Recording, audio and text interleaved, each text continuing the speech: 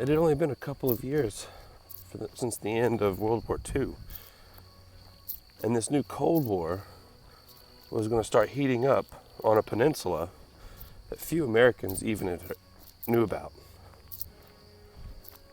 And on this policing action is going to take the world to the brink of World War III.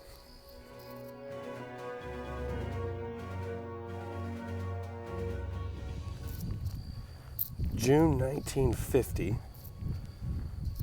the communist armies of North Korea stormed across the 38th parallel with overwhelming force. Backed with weapons, planes, and tanks from the Soviet Union, they drove the southern Korean armies, the ROK forces, back deep into Korea. It was only after the United States realized that this was a full-scale invasion before we started to try to get troops in country to slow the advance. The northern armies will push the southern armies all the way to the very southern tip of the peninsula, what would become known as the Pusan Perimeter. Once the advance was halted, the Supreme Allied Commander in Asia, Douglas MacArthur, had to come up with a plan on how to turn the tide and end the war. For his plan, General Douglas MacArthur will choose the most unlikely places in all of Korea for his counterattack. He chose the city of Inchon to land a force there, to flank the enemy, recapture Seoul, and cut off their supply lines. Now, Inchon was one of the most unlikely places because of its tidal waters. Inchon has a 30-foot tidal range on average, which makes it one of the largest tidal ranges in all of the world. And there was only going to be a few times at high tide. If you got there at low tide, you'd have to cross thousands of yards of a soupy, muddy quagmire. And then you'd get to a seawall that was big enough that even at high tide, still required ladders to get up and over. It was so unlikely that the North Koreans didn't even bother to mine the harbor.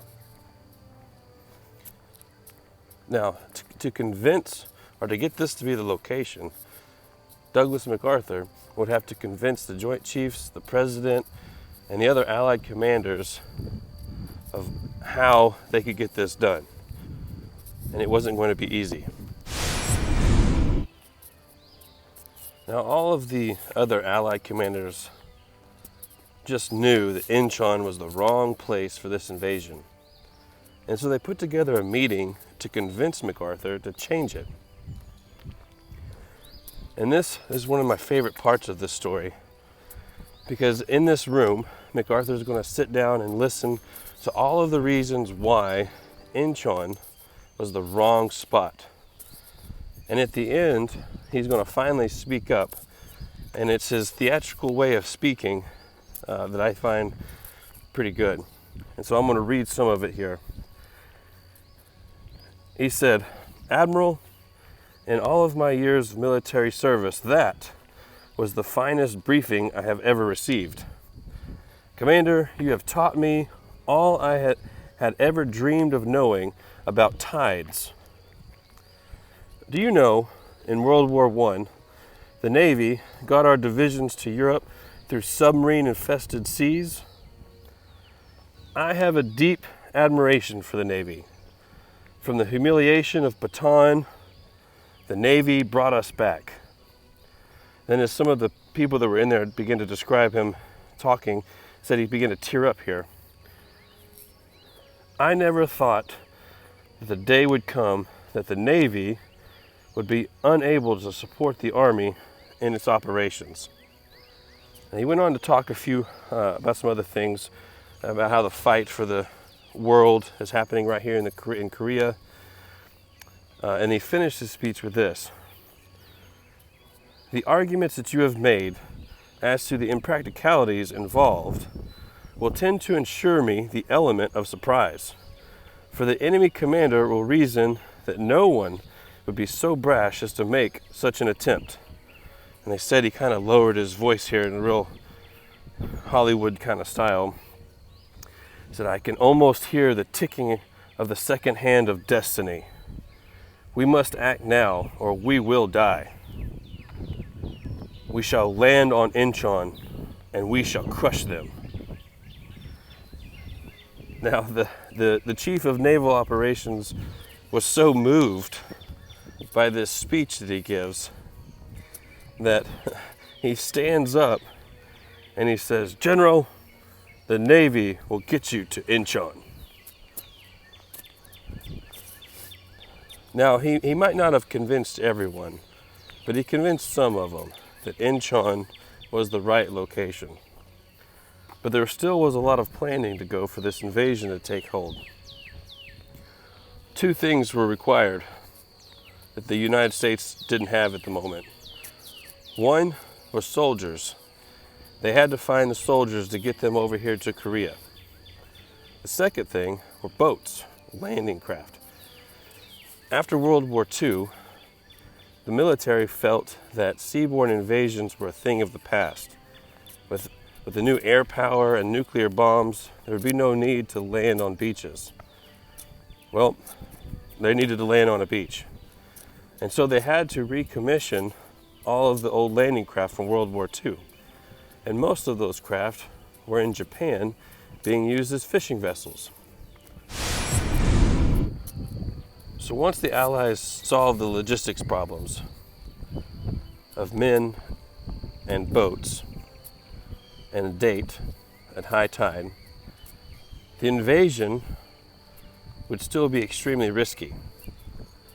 Because of the tidal waters and the high tide didn't last very long, the invasion would have to take place in two waves.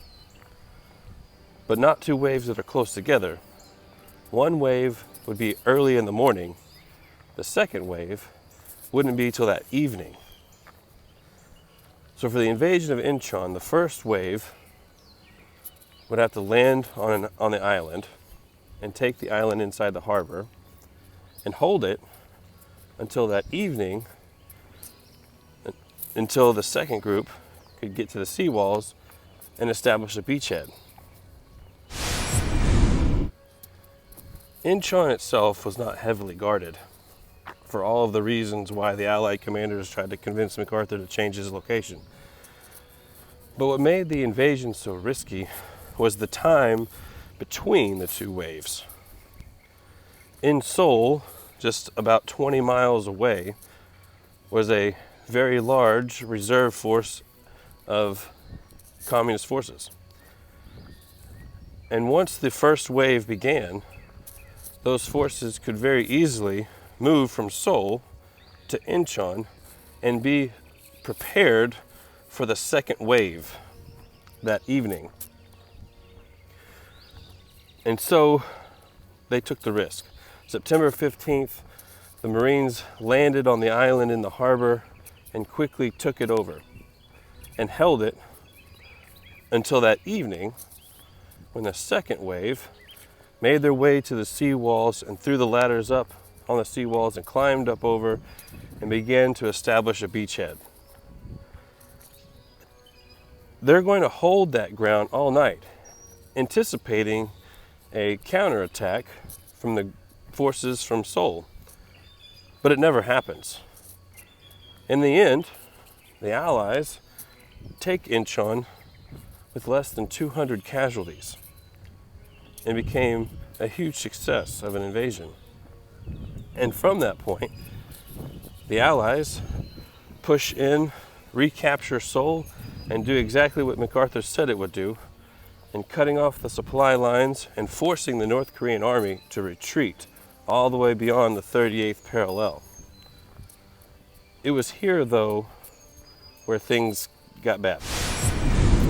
The invasion of Inchon had turned the tide, and the Allies were pushing the communist forces north.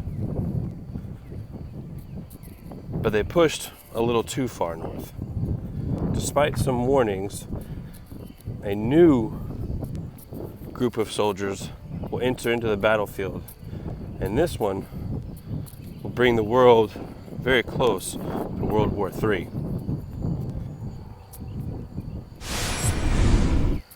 Well, that's a quick rundown on the Battle of Inchon inside the Korean War. The Korean War is going to last a lot longer, so I encourage you to get out and go read some more about it, go watch some things about it, and we'll see you later.